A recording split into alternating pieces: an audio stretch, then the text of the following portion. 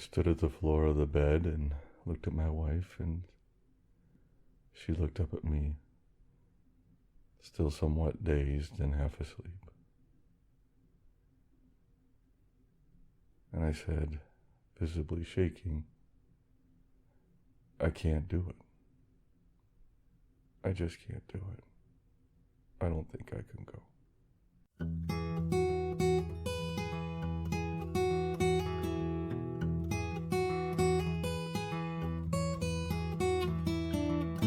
Hello there, this is D, and welcome to Uneven. This is episode 40, I believe, episode 40.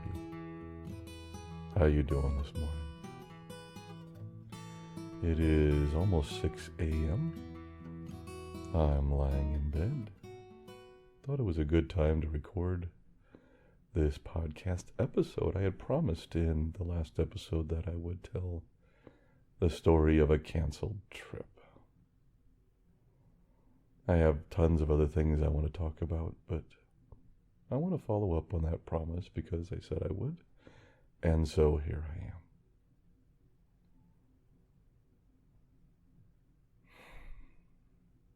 Any of you who have been listening to this podcast for any time knows that I do road trips. I travel around the country when I get a chance, and there's my voice this morning, and I'm eager to do so. Most of the time. I'm still not great at flying. I don't know if it's 100% just fear. It's not fear of flying. I used to fly a lot, and I'm not afraid of flying. But I do have anxiety and fear around the flying process. But that's a conversation for another day. So instead, I like to drive. I like the meditative aspect of being on the open road. I like the independence. I like the excitement of something new. I like seeing the country, seeing the countryside, exposing myself to different ways of life and cultures and thoughts, even if they are just all U.S. based, since driving to other countries is more difficult for us over here. I can do Canada or I could do Mexico, but that's in a car. Those are my boundaries, my limits. So I mostly drive in the U.S.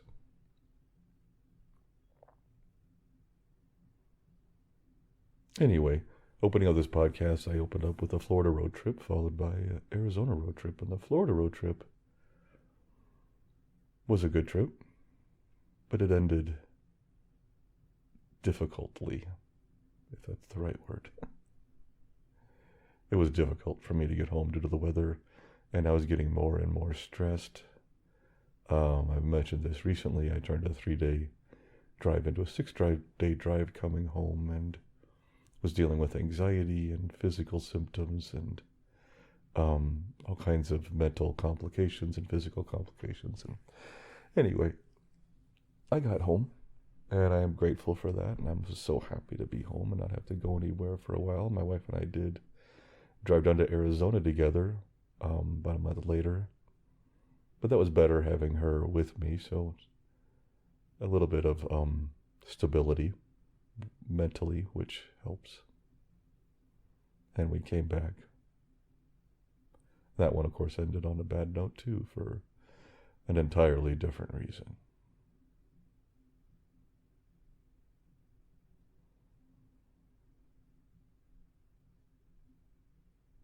But last week, I was getting ready to go on another road trip, and believe it or not, I was getting ready to drive from Colorado to Florida again. A 6-day solid drive round trip. 3 days down, 3 days back, and that's driving straight. I often like to break it up, so sometimes it's 4 or 5 days to get down to Florida from Colorado, and the same getting back. So I was getting ready to leave. In fact, I had the car all packed. I had rented a car. It was sitting in the driveway. It was packed. I spent several hours the evening before getting everything laid out, as I often do, getting the car ready, and I was all ready to go. The night before the trip, I couldn't sleep. My anxiety was through the roof, to say it mildly. And it kept building. And this wasn't just didn't suddenly happen. I knew the trip was coming up for a few days, and the anxiety had been building. In fact, we had discussed about going down to Florida, and I'll tell you why here in a bit, but for about a week, and in the evening and mornings when I'm lying in bed alone, I don't want to go. The fear overtakes me, the anxiety overtakes me, the worry overtakes me. Yet during the day, it's different. I'm confident. I'm ready to go.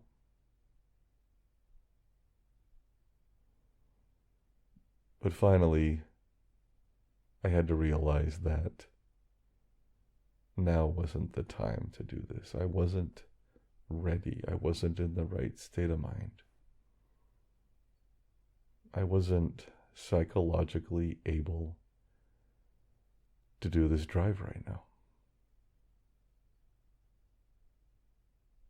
Let me back up a second. My wife and I have a good friend. She lives in Houston. I won't say her name just to keep her out of this, out of respect. But she lives in Houston, and she's been taking care of her mom in Tampa, Florida, for the past 16 months. Her mom was failing health, and she's been out there taking care of her. It's something I'm quite familiar with, since I did something very similar with my parents in the last few years.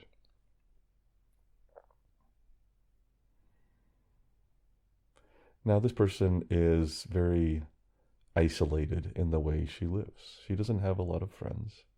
My wife is perhaps our closest friend. I'm a good friend too, and we have spent time together. She used to live here in Colorado, and we've even done a trip or two together, the three of us.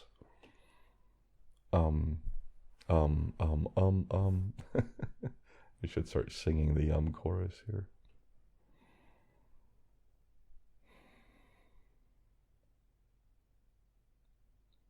But she's a good friend. And she's isolated and doesn't have any family supporting her outside of her mom, which she's been supporting. It's been a tenuous relationship, but she's been taking care of her mom. Her sibling is not available and not interested in being available, so it's been mostly her to manage all of this. As her mom's failing health continued, my friend was taking care of her. Her mom didn't want any help in the house and didn't want to go into a facility. And hospice wasn't a lot of help in this regard. So she was pretty much on her own. Her mom would get up several times each night, and my friend would get up with her. So she didn't get a lot of sleep. She's tired, she's beat, and she doesn't have much support at all.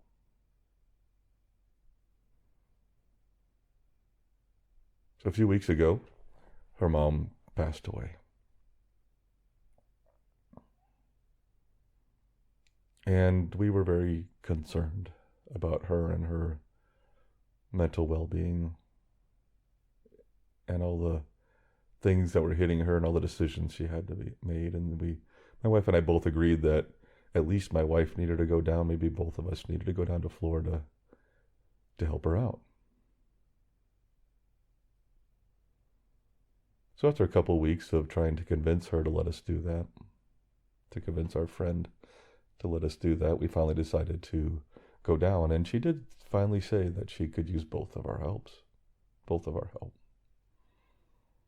Now, I want to say right here and there, I am blessed to have, my wife and I are both blessed to have the luxury where we could, number one, we can work from anywhere in the country. We're both remote.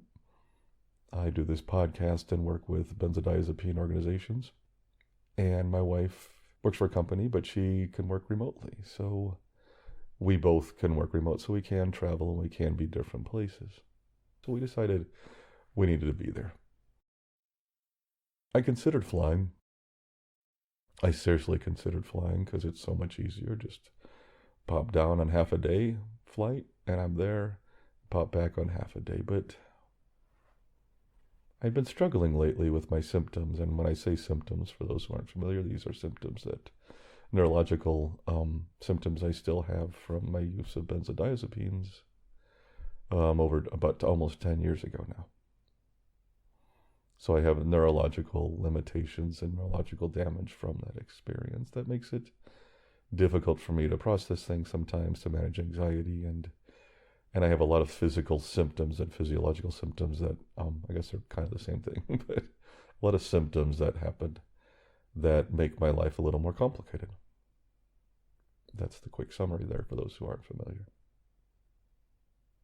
My wife and I both came back from Arizona sick with some infection, RSV, COVID, we're not sure. Thinking now it might have been a fourth bout of COVID. And after that, last time, it really affected my symptoms. And this time, I think it started to do the same. So I was in what we call in benzo community a wave of symptoms, when they just flush over you and they overtake you, and they can severely limit your functioning, your thought patterns, and a lot of aspects of your life. And so I was in a wave, not a horrible wave, not a wave like I was when I first came off the drugs, but it was enough that my anxiety was heightened. I had akathisia, which is inner restlessness, and that was keeping me awake, and I wasn't sleeping well, so insomnia, I had tinnitus, and a couple dozen other symptoms that come and go.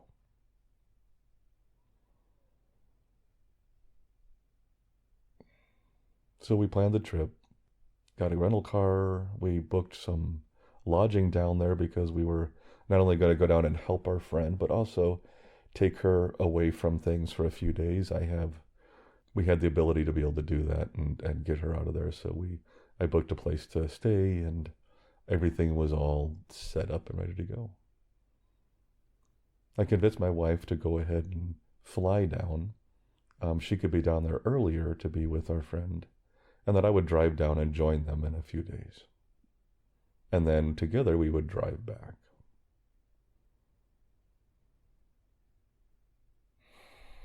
And then I had to process that information.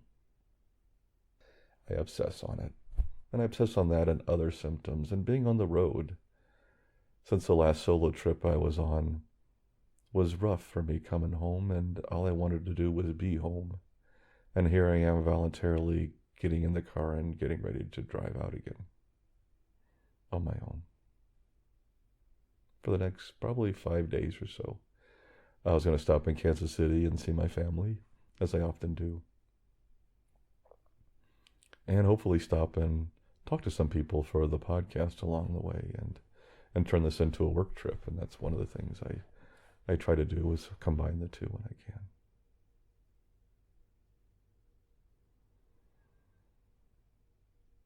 But the night before I left, those sleepless nights added up, or maybe weren't all sleepless, but lack of sleep built, where I was getting 2 hours, 3 hours a night. I was obsessing, my mind was racing, and I finally realized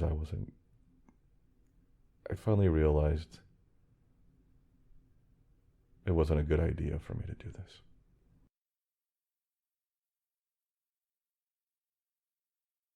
And the last thing I wanted to do was to let down our friend or disappoint our friend, but I also knew that my wife could still fly down by herself and be there with her, the comfort that she needed.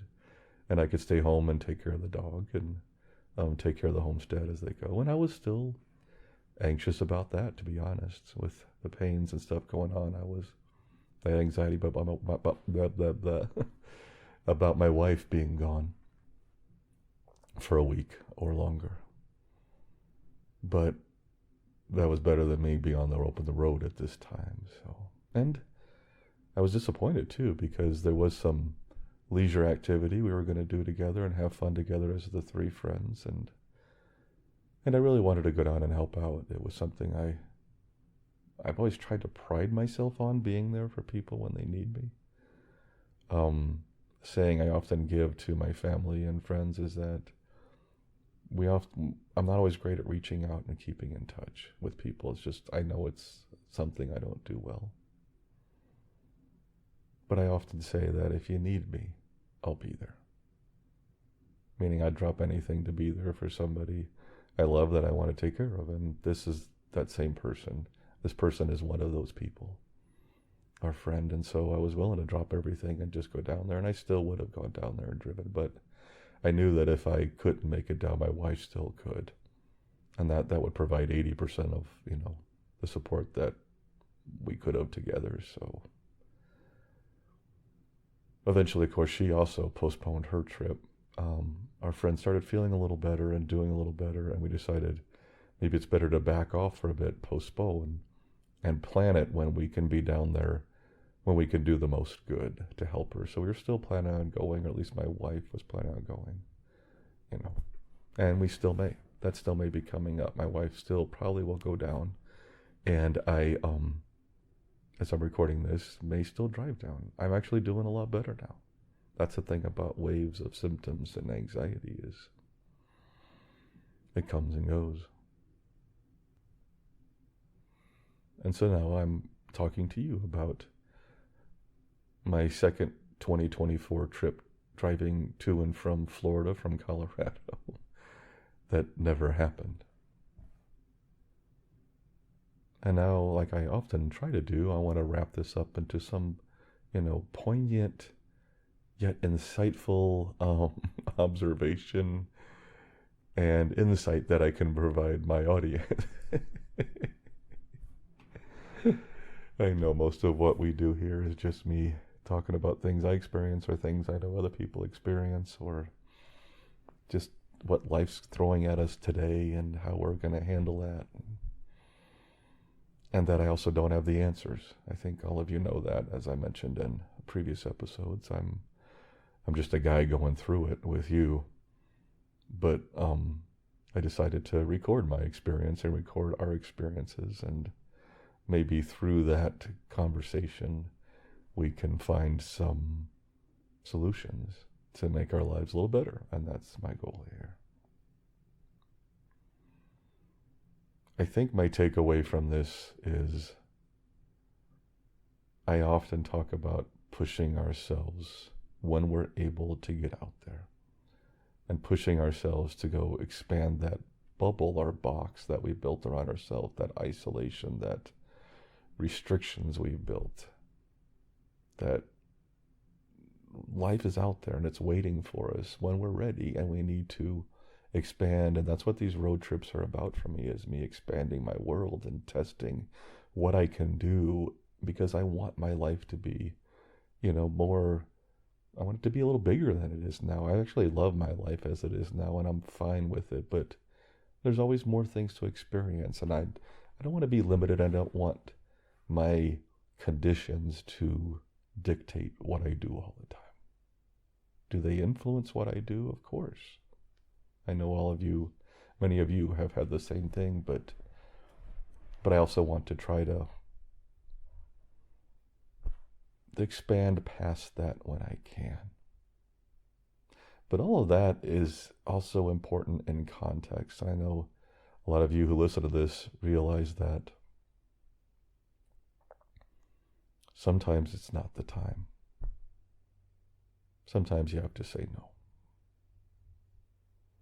For me, this was one of those times. I would say I have been 90% confident in my decision since then. I was about to say I haven't regretted it once, but that's not quite accurate. I can't say I've regretted it, because I knew I wasn't going to make it work the way I was, but I've been a little disappointed that it didn't happen, because I wanted to be there for this person. That's something I value and treasure, is that ability to be there for people when they need me. And I wanted to have some time away too, having a few days with her and my wife as good friends, just hanging out and doing some stuff down in Florida sounded good. And and I wanted to be see my family again in Kansas City on the way out, and maybe visit a friend up in Iowa on the way back. I was thinking about, but it didn't happen for now, and it didn't happen at that time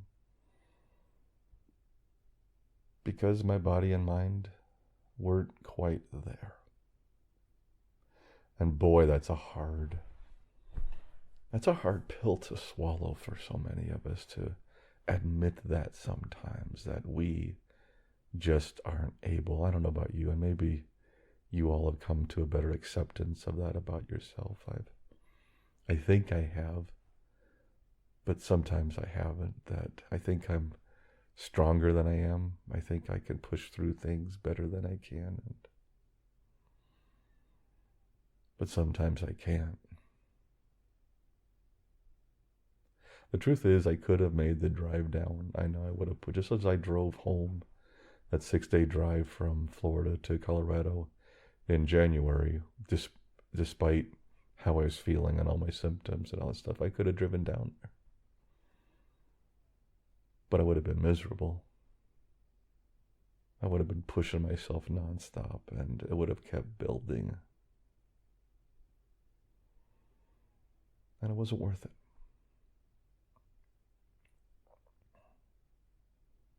The timing was off, I think, for me, is what it is. The timing was off. I still love road trips and look forward to doing another one. I think going back to Florida wasn't exactly where I wanted to head this time, since I was just there. But I still want to get out there, do things, see things, and talk to people. It's what I love doing.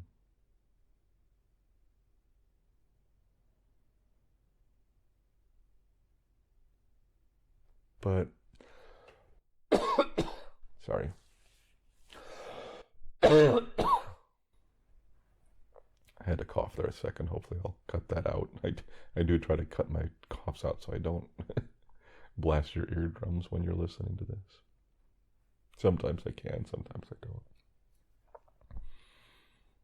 But one thing I want to throw out here at the end of this, and wrap it all up with, is something I think we all need to have more of, and equally so for ourselves and for other people, and that is grace.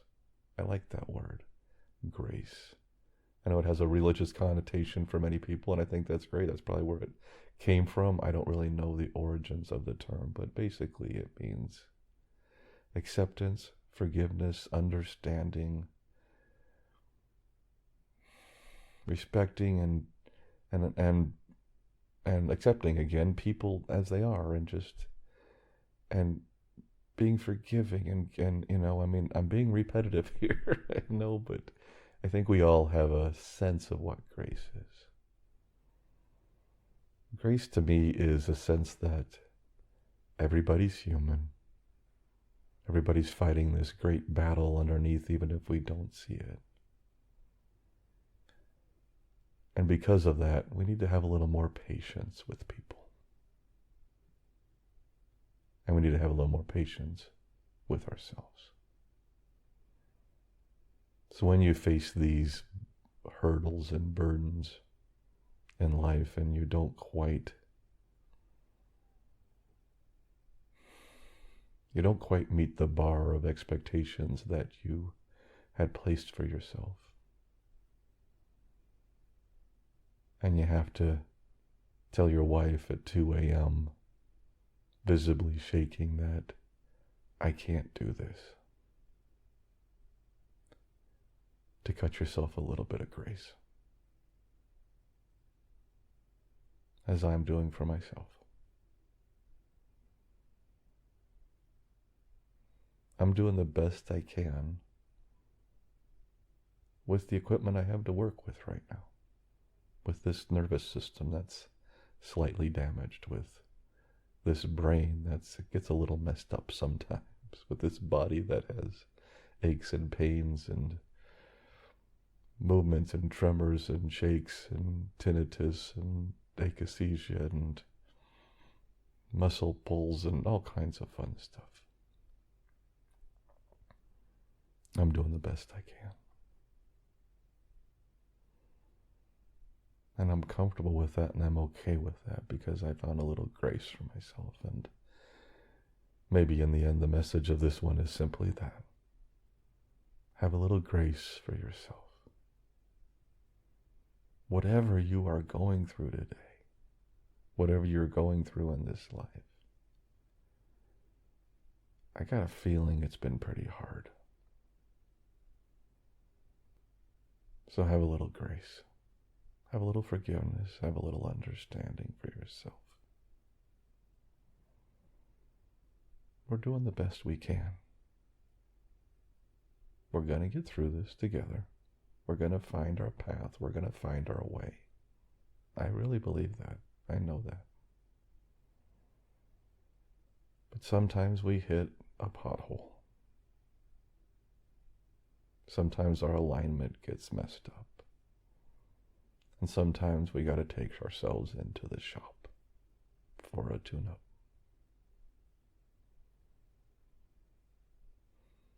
For me, this is one of those times. But I'm going to be back on the road soon. I know that for sure. Take care of yourself and be kind to yourself. And I'll talk to you soon. Hey, this is Dee. Thank you so much for stopping by and checking out our podcast. I do need to remind everyone that this podcast is for informational purposes only and should never be considered medical, psychological, or professional health advice of any kind. If you or someone you know is dealing with significant mental health issues, please seek professional help. Resources can be found in our show notes and on our website at unevenpodcast.com. Take care of yourself, and I'll catch you on the flip side.